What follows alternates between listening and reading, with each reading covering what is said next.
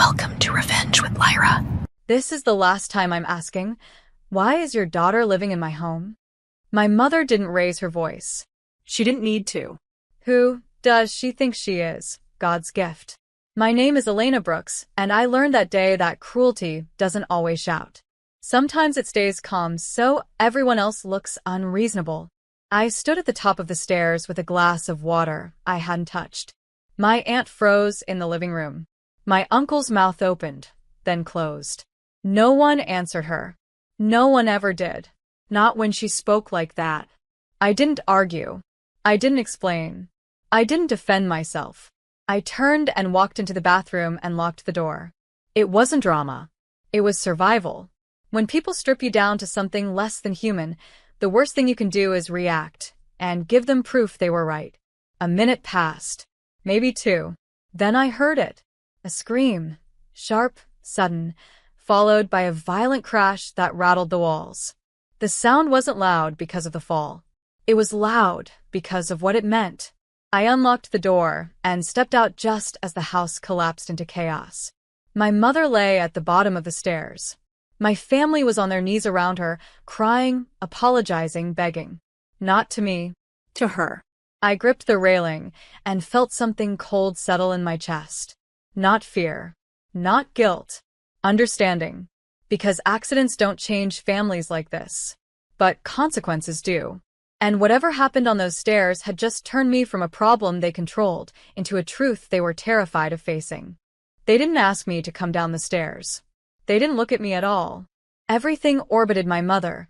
Her breathing, her ankle twisted at a wrong angle, the way my aunt kept saying her name like a prayer she'd forgotten how to finish. An ambulance was called. Doors opened. Voices filled the house. And still, no one asked me a single question. That was familiar. I hadn't moved into my aunt's house because I was rebellious or difficult. I'd moved in because my mother needed quiet. After my dad died, grief didn't soften her. It sharpened her.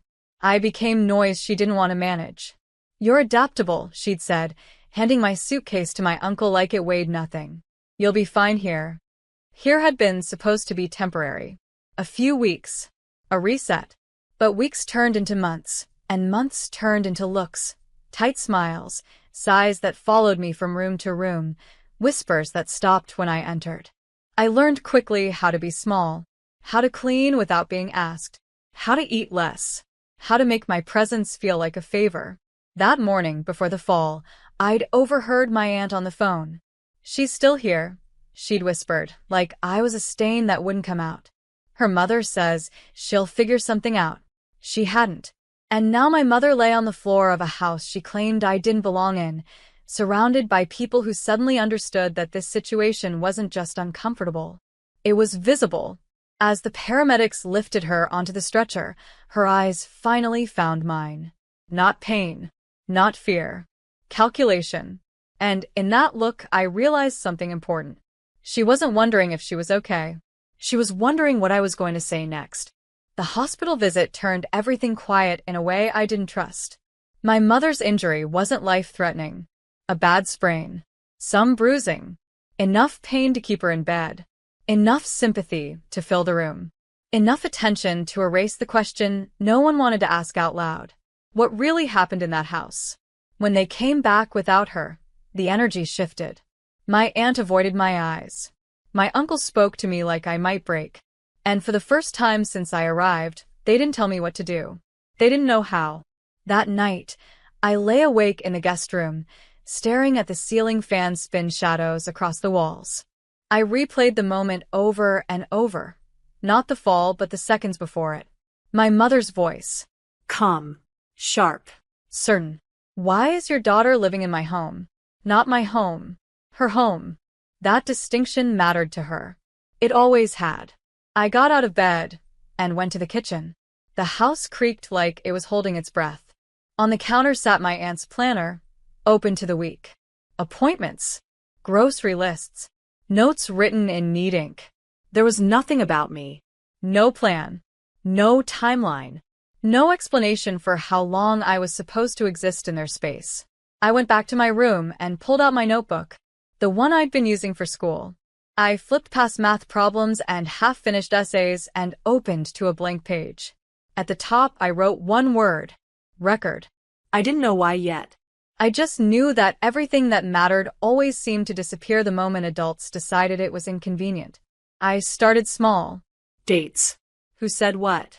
Who avoided which conversations? I wrote down the exact words my mother used before I locked the bathroom door. I wrote how no one checked on me afterward. I wrote how my aunt cried for her sister, but never once asked how I was holding up. By the time I closed the notebook, my hands were steady. That was when it clicked. If I stayed quiet, they'd rewrite this. If I reacted emotionally, they'd dismiss me. But if I remembered everything, clearly, calmly, exactly as it happened, then I wouldn't be the problem anymore. I'd be the proof. My mother stayed in the hospital overnight. The next morning, my aunt received 3 calls she didn't answer, and one she did. I heard her voice from the hallway, tight, polite, pitched just high enough to sound cooperative. Yes, of course no. She's safe to where family. Family. That word had weight when it was useful and disappeared when it wasn't. By afternoon, someone knocked on the door. Not a neighbor. Not a delivery. A woman stood on the porch holding a folder against her chest, her badge clipped neatly to her jacket. She smiled in a way that didn't ask permission. "I'm here to follow up," she said. "Regarding last night." My aunt froze. They sat at the dining table while I stayed in the hallway, listening. The woman asked questions that didn't sound accusatory, but landed like they were measuring something invisible. "How long has Elena been staying here? Is there a written agreement with her mother? Who is her legal guardian right now?" Each answer came slower than the last. When the woman finally turned to me, her eyes were steady. Not suspicious. Not comforting. "Can you tell me what happened before the fall?" she asked. I thought about my notebook. About the word record. About how adults never believe feelings, but they respect details. So I didn't dramatize. I didn't cry. I repeated my mother's words exactly as she'd said them. The room changed. The woman nodded once and wrote something down. Then she asked another question, quiet, careful, surgical. "And how long have you felt unwelcome here?" I didn't answer right away. I opened my notebook and slid it across the table. She read, slowly, every page. When she finished, she closed it and looked at my aunt. "This situation isn't sustainable," she said calmly. "And it's already been noticed." That night, as my aunt sat on the couch staring at the TV without seeing it, I realized something chilling. I hadn't asked for help. Silence had done it for me. And once attention arrives, it doesn't leave empty-handed. My mother came home 2 days later with a soft brace on her ankle and a hard look in her eyes. She didn't ask how I was. She didn't even look at the stairs. She looked at the living room, the kitchen, the doors, at the people. "This is being taken out of context," she said, settling into a chair like she was reclaiming a throne. "You know how people talk." No one answered. She smiled thinly. "Do you realize how this looks?" There it was. Not "are you okay?" Not what happened. Just optics. Image. The story she'd tell if someone asked. "Family matters should stay private," she added, glancing at my aunt. "I never said you weren't welcome, Elena. You're twisting my words." I stood by the doorway, notebook tucked against my ribs. I didn't open it. I didn't need to. "You're making this bigger than it needs to be," she continued, voice syrupy now. "We gave you everything we could. You're too sensitive." Too sensitive. The phrase landed where it always did, right on the bruise she'd been pressing for years. I took a breath. "Come in. Come out." "You asked why I was living here," I said evenly. "You said it calmly. In front of everyone. That's not a feeling. That's a sentence." Her smile faltered. My uncle cleared his throat, then stopped. My aunt stared at the floor. Silence chose sides. My mother leaned forward. "You know how people twist things," she said. "We'll talk about this privately." I shook my head. "No." Private is where words disappear. I finally set the notebook on the table. Not open, just present. Her eyes flicked to it, and for the first time since the fall, she didn't look angry. She looked afraid. because she wasn't scared of what happened. She was scared of who might hear it next. The meeting didn't end with shouting. That's what scared her the most. It ended with the woman from the department closing her folder and saying, "We need to clarify something before we move forward." My mother straightened. "Of course. We're cooperating." The word cooperating sounded rehearsed. "This isn't about blame," the woman continued calmly. "It's about responsibility. And right now, responsibility is unclear." Unclear. Another word my mother hated. She tried again. I was injured. Emotions were high. Things were misunderstood. I watched the room while she spoke. Not her. The room. My aunt's hands were clenched in her lap. My uncle hadn't looked at my mother once since the notebook hit the table. Even the air felt different, less forgiving. "Before you respond," the woman said, turning slightly toward me, "Elena, are you comfortable sharing what you wrote after the fall?" This was the moment my mother looked at me the way she used to when I was little, warning, quiet, sharp. I opened the notebook. Not dramatically. Not fast. I read the date.